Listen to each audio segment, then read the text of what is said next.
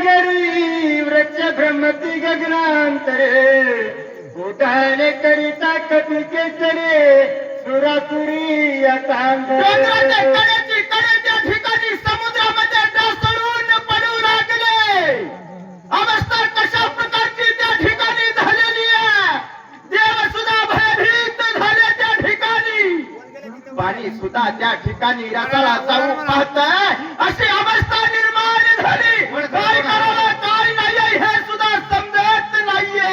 एवढी उड्डाणाची थोरी जेणेकरून की सर्व भयभीत वातावरण निर्माण झालं. सागरा खळवळा धरा जाऊ पहेर सतळा अशांत जीव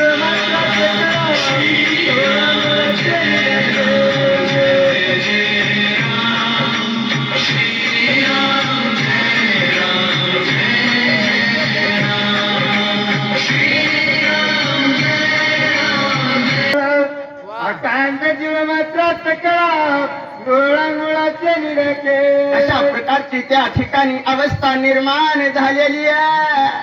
सप्तसागरा खळबळा साती समुद्र सुद्धा त्या ठिकाणी खळबळून उठले. समुद्राचं पाणी सुद्धा रसा तळाला जात की काय अशी अवस्था त्या ठिकाणी निर्माण झाली. सर्व जीव मात्रामध्ये आकांत निर्माण झाला. भय वाटू लागले म्हणता रामनाम स्मरण चले केले रामचंद्र भगवान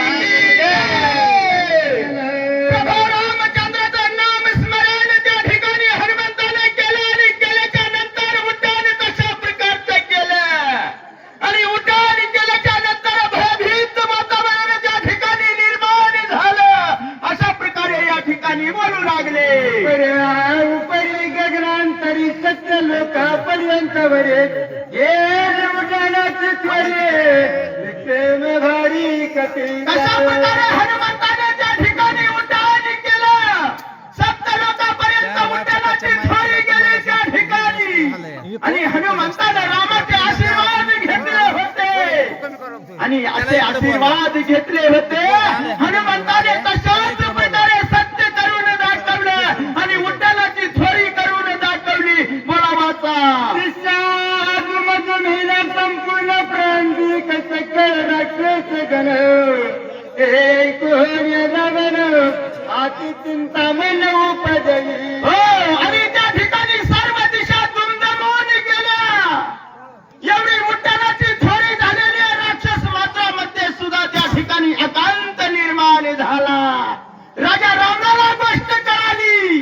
राजा रावण दचकुनी दचकला. अरे बाबा काय झालं असेल अशी परिस्थिती निर्माण झाली. म्हणणे गेली कपिंद्र आणि लालची समग्र उठवी जत मित्र रामचंद्र नाटो. कशा प्रकारची राजा रावणाला चिंता निर्माण झाली त्या ठिकाणी. स्वतः त्या ठिकाणी म्हणू लागला आताची आता हनुमंत गेला. औषधी घेऊन येईल. लक्ष्मणाला उठवील. काय करावं कळत नाहीये. राजा रावणाची अवस्था निर्माण झाली म्हणतात. एकमेका परित वीर एवढे कैकट अवघे मिळाले युद्धात मृगामाती प्रणाम. कशा प्रकारची अवस्था राजा रावणाची झालेली आहे. राजा रावण म्हणू लागला हनुमंताने औषधी जर आणल्या लक्ष्मणाला जर उठवलं तर काय करावं. त्या रामाजवळ कशा प्रकारचे वीर आहेत. रामाजवळ अशा प्रकारचे वीर आहेत. एकूण मग बरोबराचे वीर आहेत आणि ते जर आमच्या सोबत युद्धाला मिसळले तर आम्हाला त्या ठिकाणी कोण वाचवेल. काय करावं म्हणतात. आता काय करू विचार प्रधान मारिले समग्र इंद्रजिता आद्या हा पुत्र कुमरे कुमर मारी. आता काय करावं हे सुद्धा मला कळत नाहीये. राजा रावणाची अवस्था त्या ठिकाणी बिकट झाली. राजा रावण त्या ठिकाणी म्हणू लागला माझा लाडका मुलगा इंद्रजित सुद्धा त्या ठिकाणी मरण पावला आणि त्याच्यापेक्षा सुद्धा लाडका मुलगा अक्षय कुमार तो सुद्धा होता मरण पावला. आता युद्ध जरी झालं तर आम्हाला या ठिकाणी कोण वाचवेल. काय करावं. राजा रावणाची बिकट अवस्था झाली.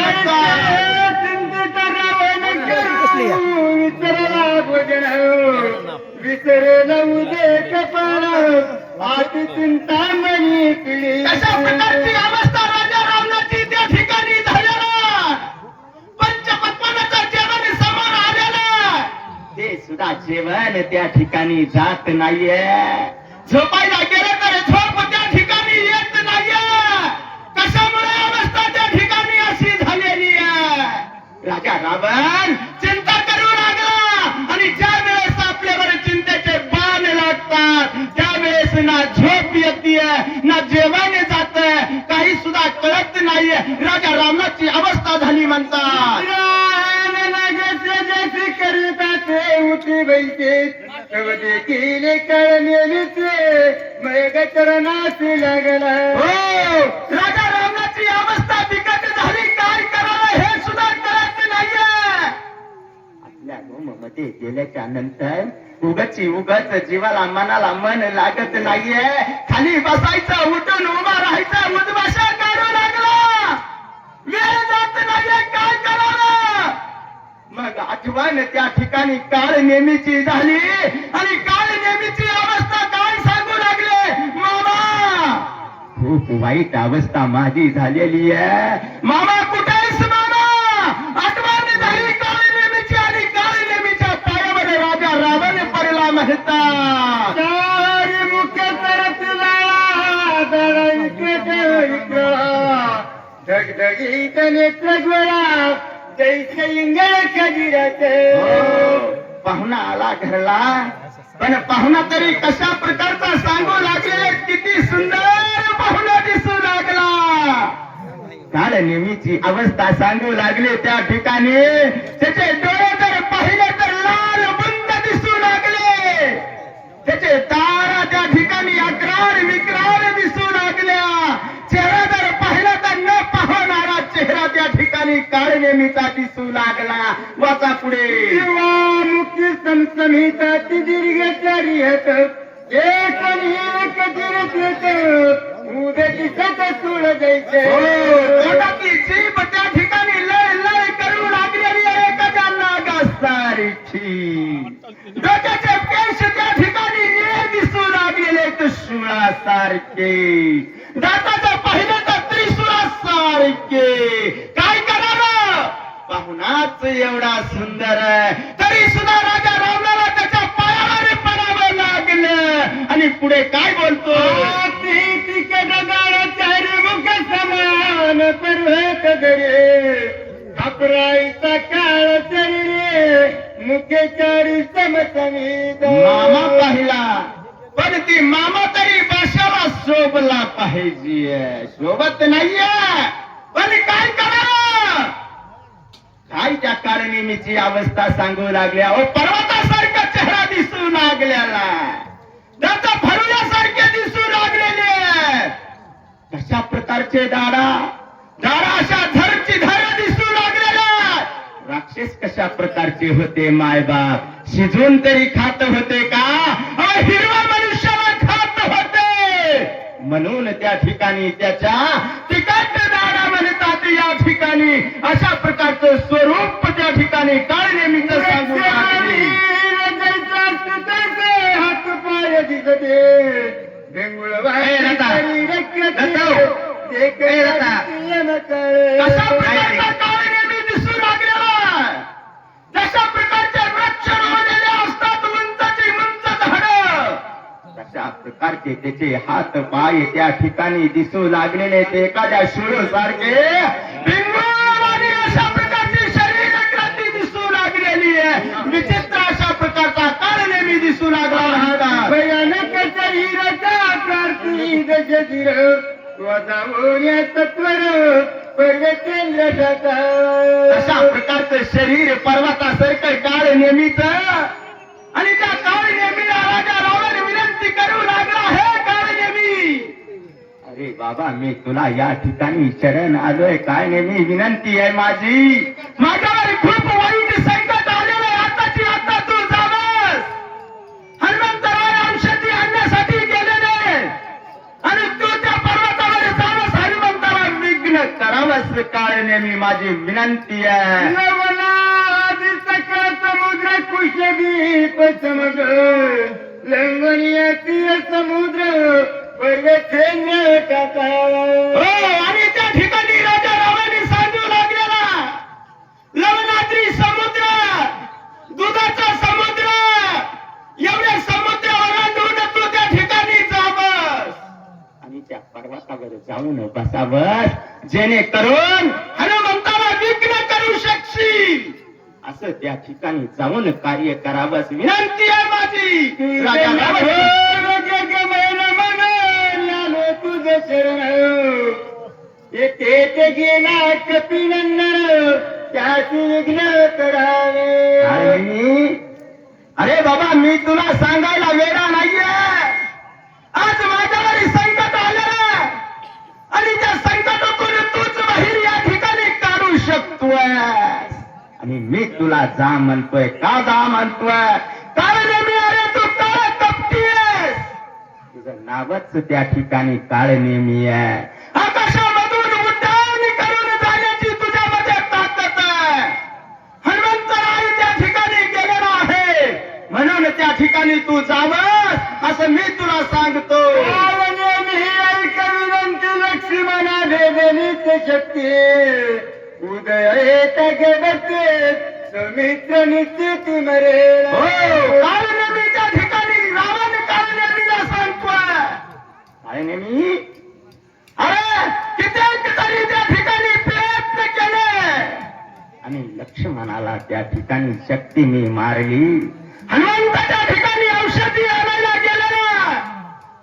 सूर्य उगवायच्या अगोदर औषधी घेऊन येईल, उठवेल आणि जर सूर्य तिकडेच जर उगवला तर लक्ष्मण मरण पावेल.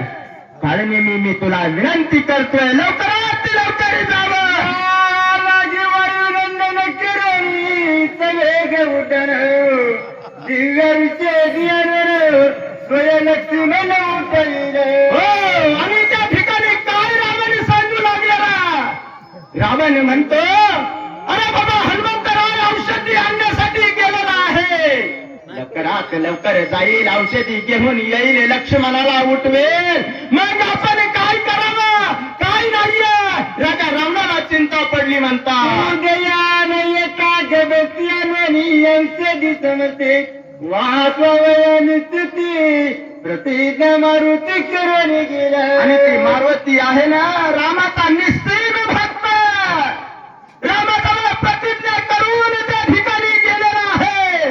मी आताची आता जातो, औषधी घेऊन येतो आणि लक्ष्मणाला उठवतो अशी प्रतिज्ञा केली आहे. राजा रामाने बोलू लागला, उठेल लक्ष्मण मग त्याची धुंदेल कोण राम लक्ष्मण. आता हनुमंत गेलेला आहे, तत्काळ औषधी घेऊन येईल, लक्ष्मणाला उठवेल आणि उठवल्याच्या नंतर मग त्यांच्या सोबत युद्ध कोण करेल. आपल्यामध्ये तर ताकद राहिलेली नाहीये, बिकट अवस्था. राजा रामाने सांगतो, आती बळ्या हा वायुनंदन कळकळा ना टोपे गण बळ्या जत कळवणार गण त्याची कोण धुंदेल. राजा रामाने काळ नेमीला सांगतोय, बलिष्ठ हनुमंत, अरे तो काळाला सुद्धा भेट नाहीये. काळ सुद्धा त्याच्या पुढे मागे सरतोय. आणि वानर गणांचा विचार जर करायचा म्हटलं तर ते सुद्धा त्या ठिकाणी बलिष्ठ. अरे कोणी सुद्धा त्यांच्या पुढे पाराव धरू शकत नाहीये. एवढे ताकदवर वानर गण. काय करावं. राजा रावण बोलू लागला, करुणी